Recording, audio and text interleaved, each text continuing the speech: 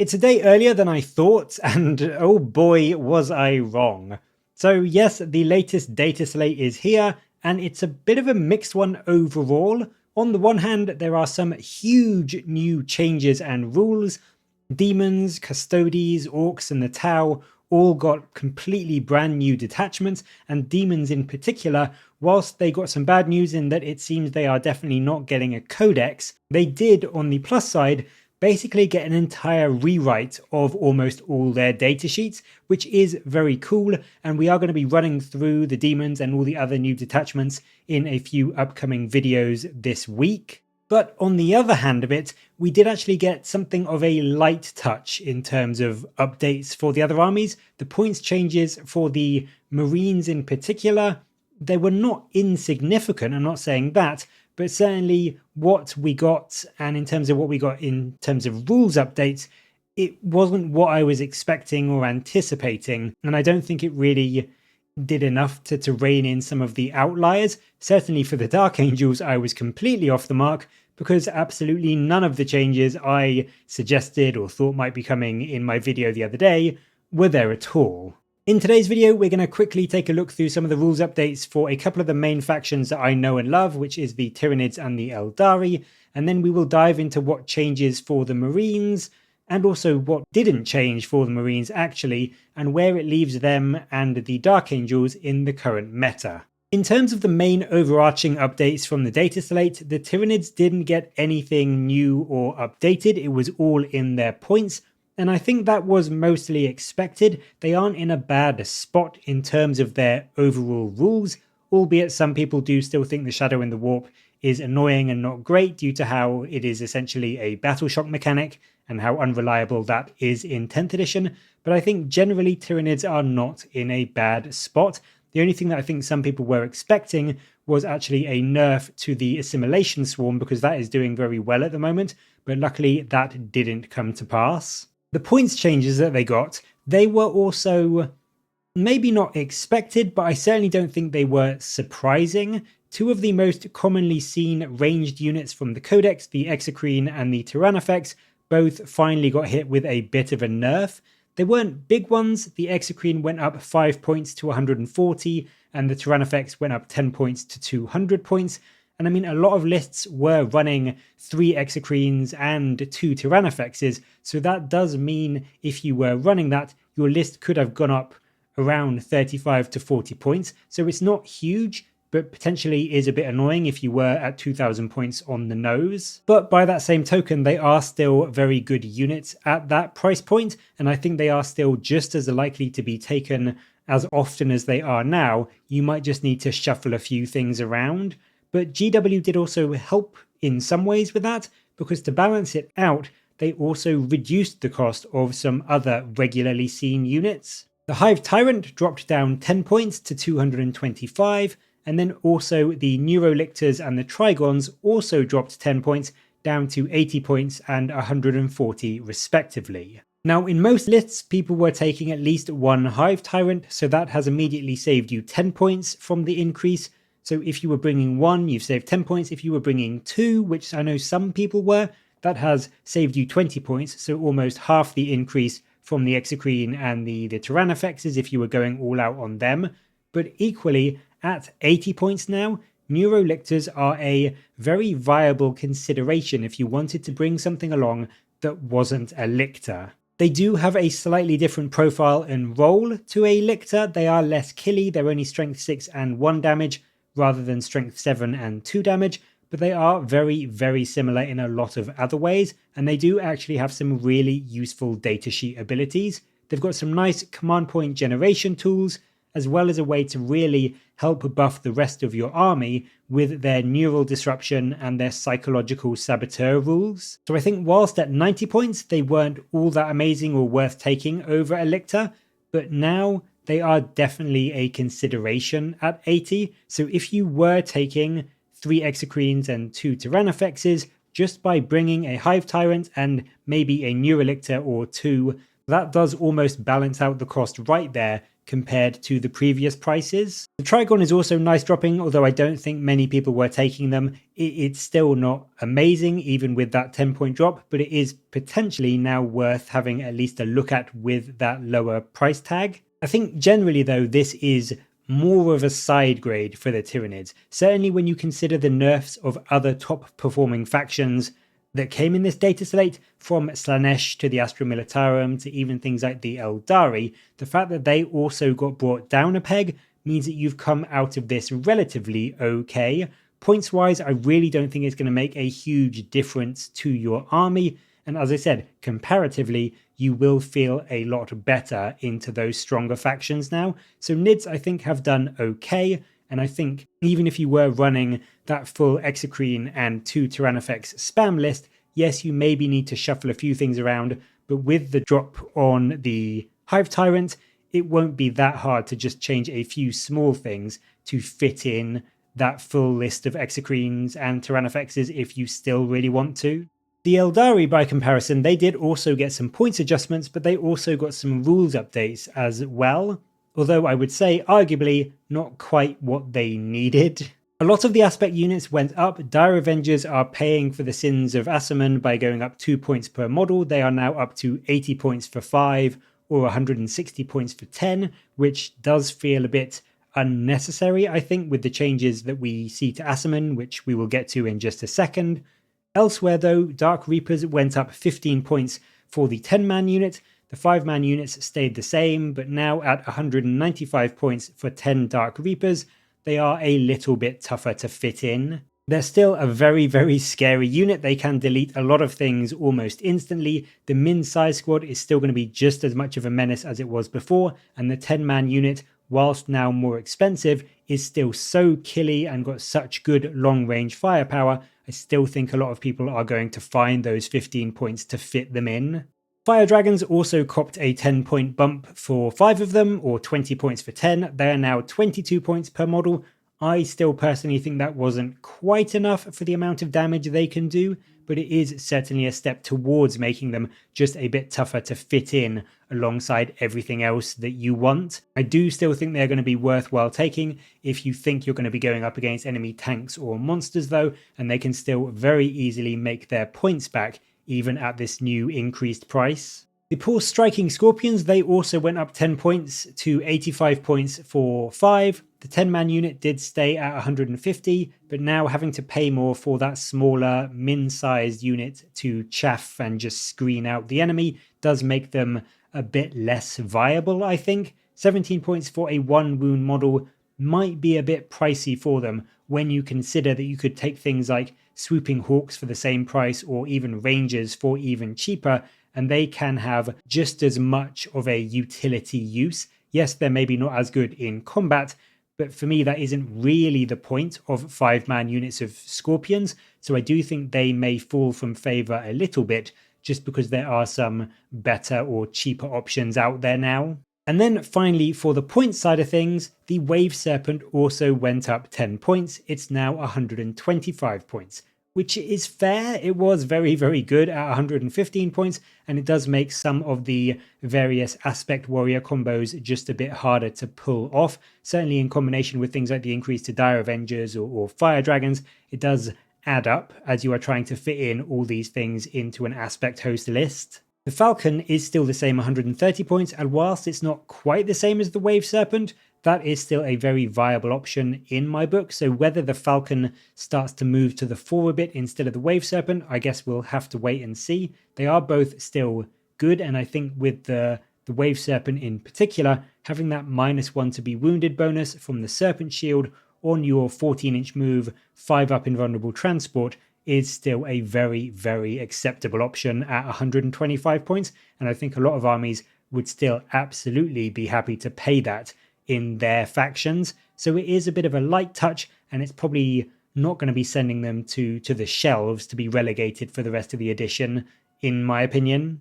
It wasn't just points adjustments that the Aeldari got though. We also had a small but fairly significant change to Assaman. His once per game ability, where he got 3 damage, devastating wounds and anti-infantry 3+ on his bloody twins, has now been nerfed to a much worse looking anti-infantry 5+. Now, don't get me wrong, this looks bad. Going from an anti-infantry 3+ to 5+ looks horrendous, but it is actually still incredibly good as an ability. It means you are essentially now going from about 3.3 unsaved wounds, so killing off 3 custodies with no saves of any kind, to instead just getting 1.6 unsaved wounds, so likely just killing off 1 or 2 custodies. So it is a noticeable difference, but with the sustained hits that he gets from the Dire Avengers if he's with them, it's still likely that you're going to be going from 3 to 4 dead custodies before the data slate to around 2 to 3 dead custodies now. So it is a hit, don't get me wrong, I'm definitely not saying it's not a hit, but it is still a very, very potent way to kill anything that has got good armor saves and has 3 wounds. So he is still very much the bane of that 3 wound elite unit profile. I would say the problem is that with that change and the bump in Dire Avenger price, this combo is just going to be seen a lot less commonly now.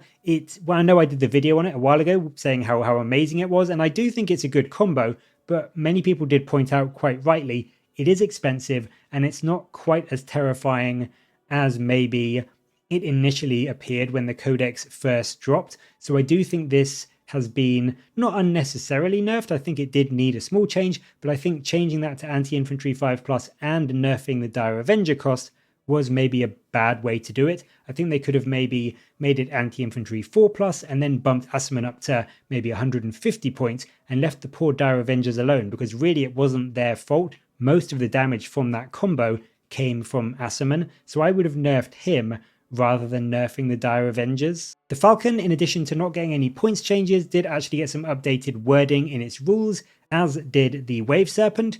It can now transport Ynnari Asiani models, not just the Visarch and Yvraine, which is just a nice little quality of life improvement, and it does make Ynnari as a sort of sub-faction a lot better than it already was. On top of that, the final little bit of wording update is that your Corsair units finally get the Battle Focus faction ability, which is very, very welcome, and to be honest, always should have been there, so that is just a nice addition for them to have essentially fixed from the Codex. So the Aeldari overall, they did get some nerfs, but I think overall they come out of this looking pretty good. The big issue is that, in my opinion, from the nerfs they did get, which was mainly around the aspect units, it's just left the Ynnari detachment looking even more powerful. And it was already a top contender for the Codex, so now comparatively, it's just got a massive improvement.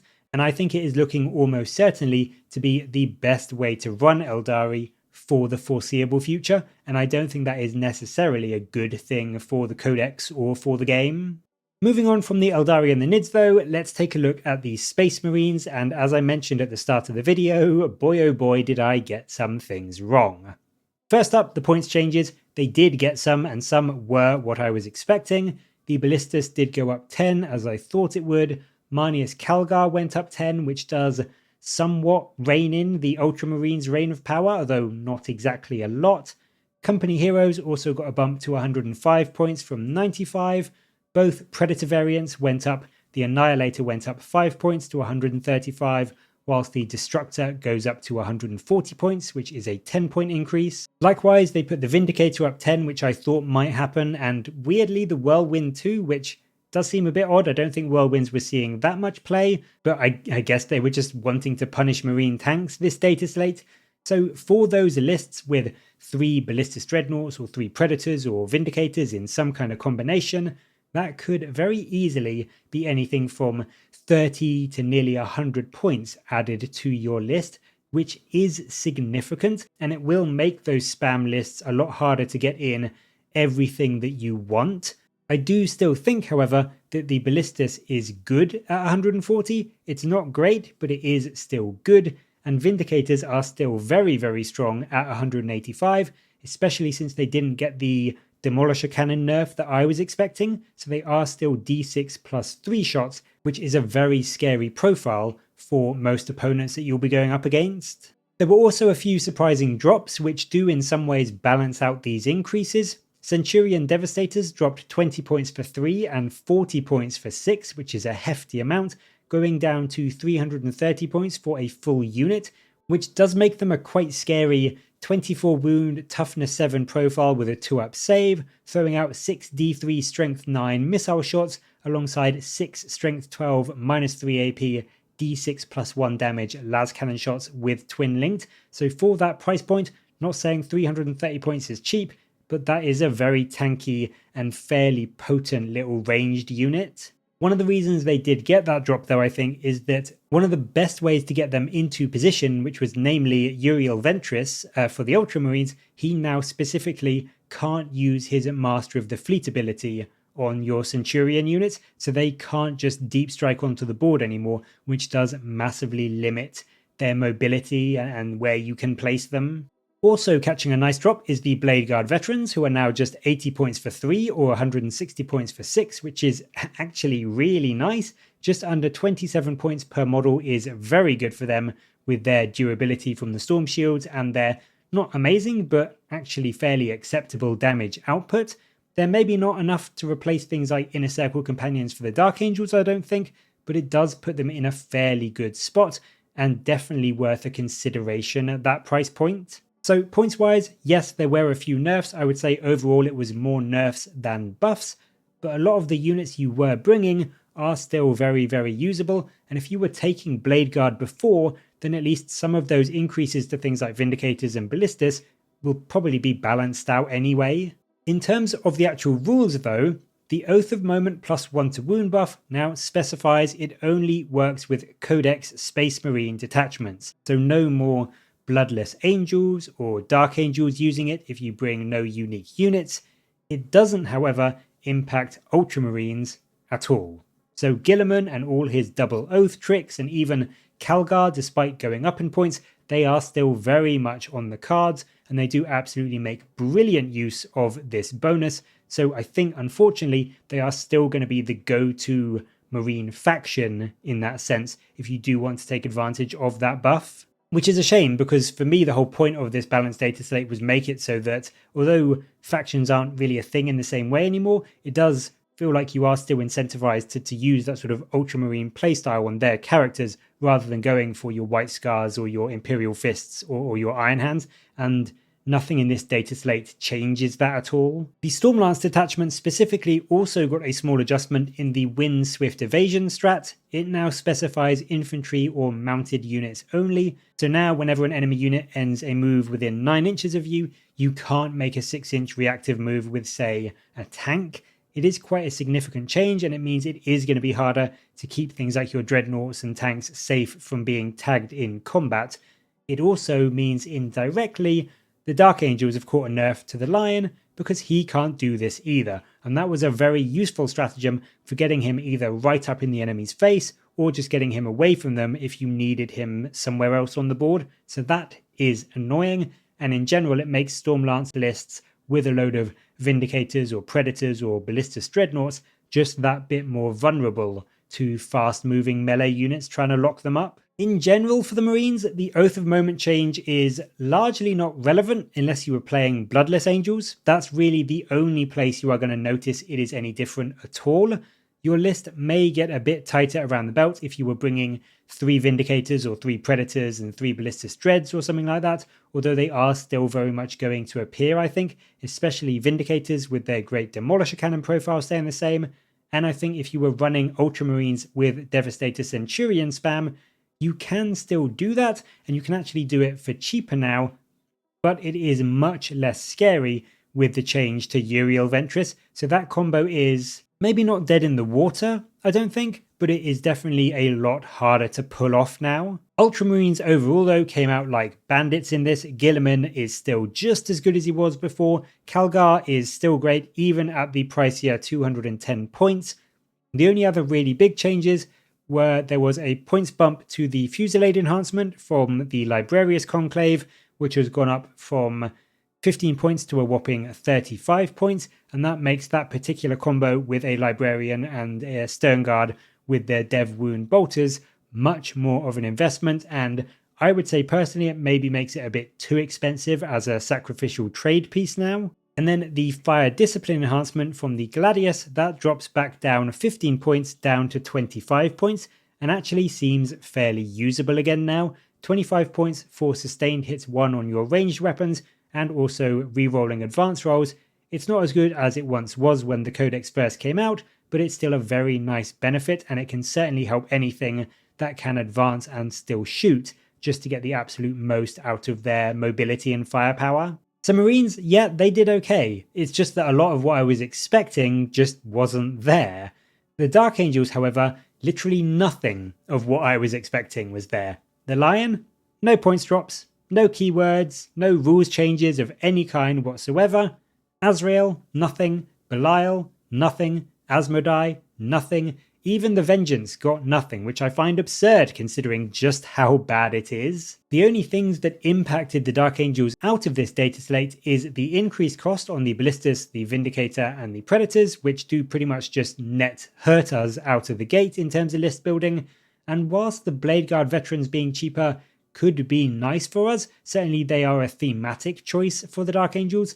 As I said, I think Inner Circle Companions are still the better option, and even the changes to the Stormlance, that also hurts us because indirectly it just makes the Lion a bit less maneuverable. So whilst Marines have done okay out of this, Dark Angels have really been hit by this data slate, and it's come at a time when we weren't doing that well anyway. It just overall, everything in this data slate makes us feel substantially worse by comparison to both regular Marines, but even in my opinion, compared to things like the Wolves or the Blood Angels, we just seem to be in a very poor spot right now, and that has just got even more difficult thanks to this data slate. So I wouldn't say I'm super happy about it. There were certainly some nerfs that could have been here that I was really hoping weren't going to be, and I'm glad they're not. They could have made things worse for us, but I don't think that they've done really anything to help the Dark Angels out. Whilst a lot of the Marine stuff, yes, there were nerfs, but there was nothing hugely consequential, I don't think, in the grand scheme of things. The Dark Angels just really have not got anything they needed. So I'm not super happy about this data slate. I don't think it was a very well thought out one, if I'm being honest with you. I think they were probably so focused on the new detachments and the changes to things like the demons that everything else just got a very light touch. But that's going to be it for this video. I know there is a lot more to cover, but as I said, we will be looking into all those new detachments and all the other changes to factions like the Astra Militarum and the Votan and that sort of thing in some other videos this week. But what do you think of the changes specifically to the Tyranids, the Aeldari, and the Marines? Was it what you were expecting? And what else do you think there is to either buff or nerf for those factions to fully balance them out? Let me know your thoughts down in the comments below, and as always, thank you very much for watching. Please do like and subscribe for more Warhammer content from me, but until next time, I'll catch you later, guys.